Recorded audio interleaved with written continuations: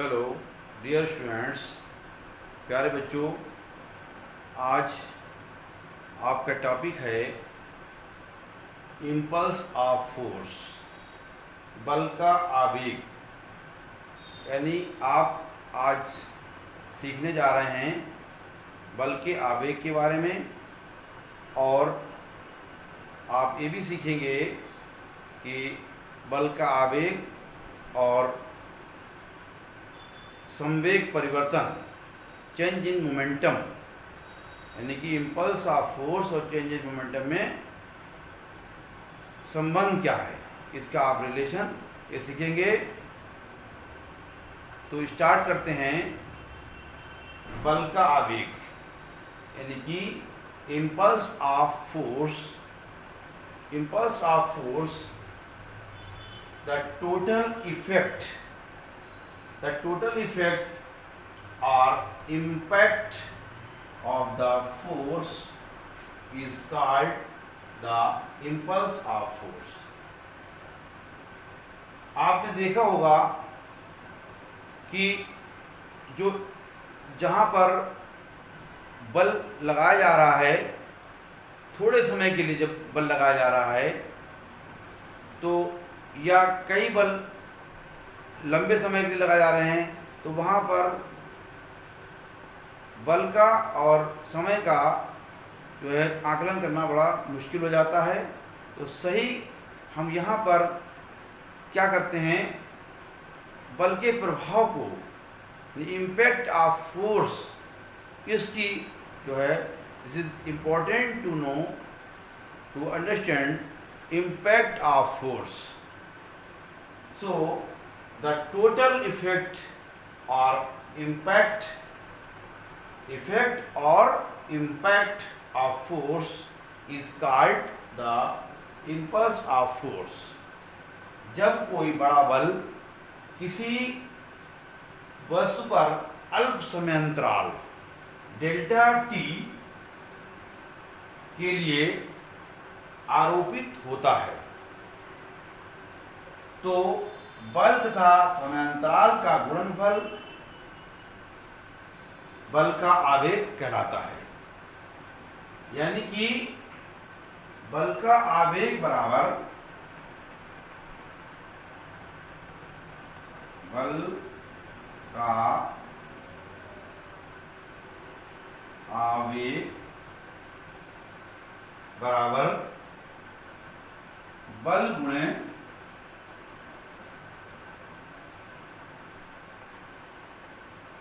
समयांतराल।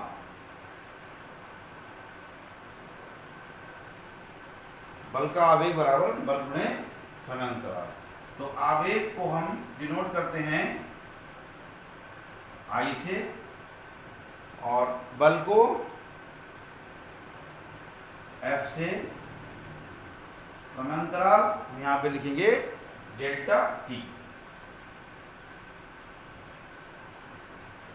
ये आ गया बल का आवेग बराबर बल गुणे समयांतराल।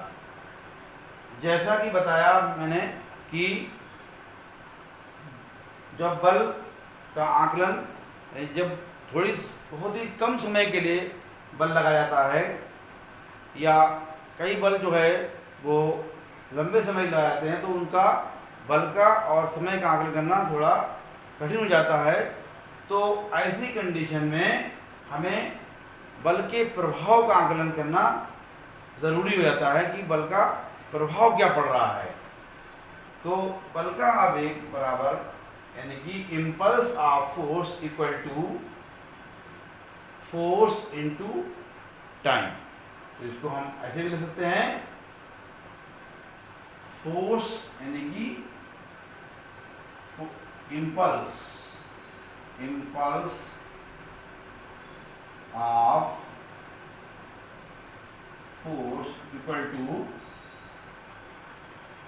force into time।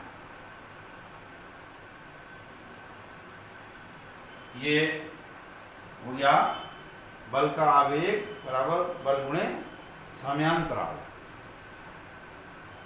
अब हम सीखने इसको हमें पता होना चाहिए इसके बारे में कि जो बल का आवेग है और संवेग परिवर्तन दोनों एक दूसरे के समानुपाती हैं।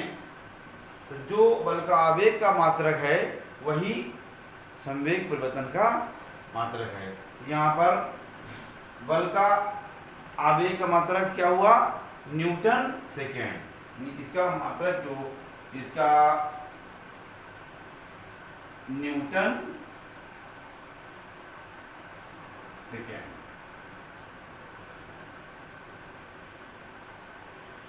यह है मात्रक।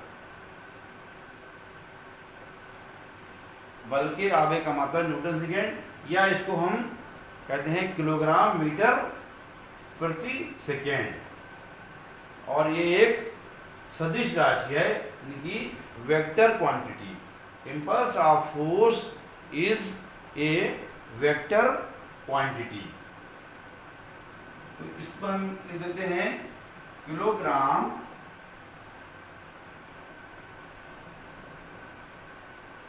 मीटर प्रति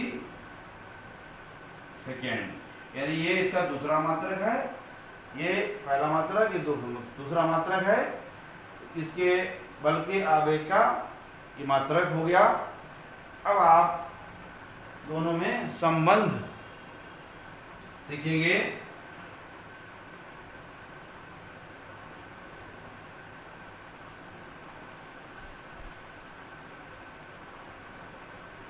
relation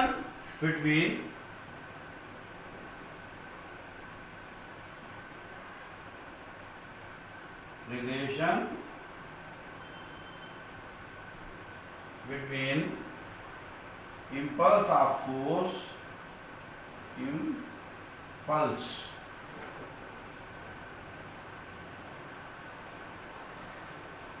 impulse of force and change in momentum. Change in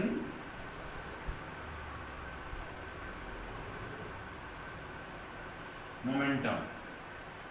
तो चेंज इन मोमेंटम को हम डेल्टा पी से डिनोट करते हैं, और इम्पल्स ऑफ फोर्स इसको आई से। तो ये क्या हो जाएगा? आई इक्वल टू डेल्टा पी। ये हमें प्रूफ करना है। ये कैसे आएगा? दोनों का I equal to delta P. तो हम शुरू करते हैं यहां से। Impulse of force equal to, अभी जो फार्मूला आपने लिखा था, एफ इंटू डेल्टा टी। ये फार्मूला होता है इम्पल्स ऑफ फोर्स का। यहीं से आप इसको सॉल्व कर सकते हैं। न्यूटन सेकेंड लॉ आपने पढ़ा होगा, वहाँ पर F इज इक्वल टू बताया गया था ma। जहाँ पर F आएगा वहाँ पर हम ma जो है वो रख देंगे। तो F की जगह पे m ये रख दिया, और डेल्टा t इसको हम ऐसे ही लिख देंगे। डेल्टा टी को लिख देंगे, और उसके बाद हम लिखेंगे ए एम। तो ऐसे ही रहेगा। ए की जगह पर, इससे पहले जब आपने एक्सीलरेशन वाला टॉपिक पढ़ा था उसमें मैंने बताया था a equal to delta v upon delta T. ये बताया गया था, delta v upon delta t. इसका इसमें यूज होगा।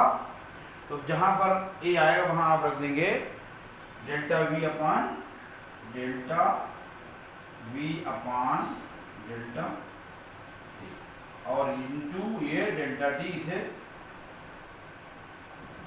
नोट कर लेंगे। ये डेल्टा टी दोनों कट जाएंगे। उसके बाद हम इसको यहाँ पर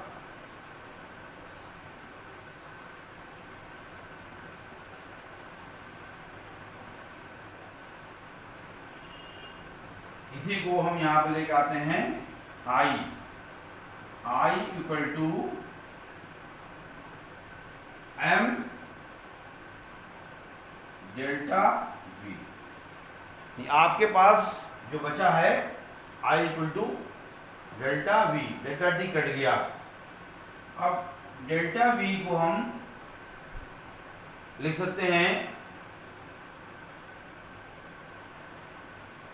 v माइनस u। ये डेल्टा v को v माइनस u। अब इसको हम सॉल्व कर लेंगे। mv माइनस mu ये हो जाएगा।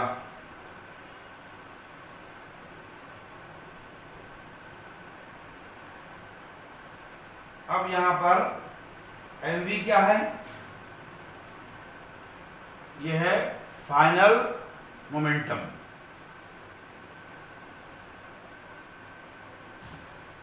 Final momentum minus mu initial momentum. Initial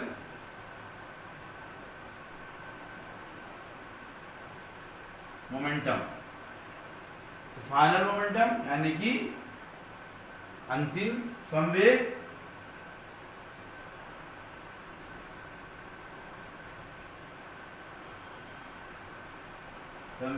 minus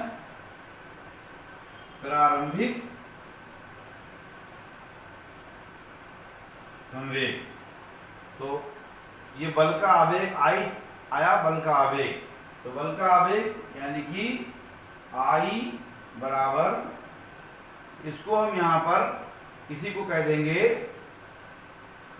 delta V, delta P। ये क्या है? डेल्टा P यानी कि अंतिम संवेग माने प्रारंभिक संवेग परिवर्तन। तो आपका ये प्रूफ हो गया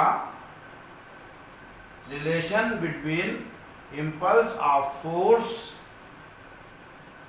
and change in momentum।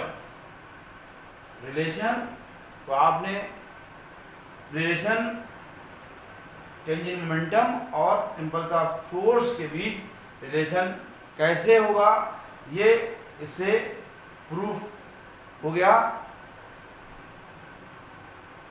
ये कहलाता है बल का आवेग और बल के आवेग और संवेग परिवर्तन में संबंध। ये आज का टॉपिक आपका कंप्लीट होता है। Thank you.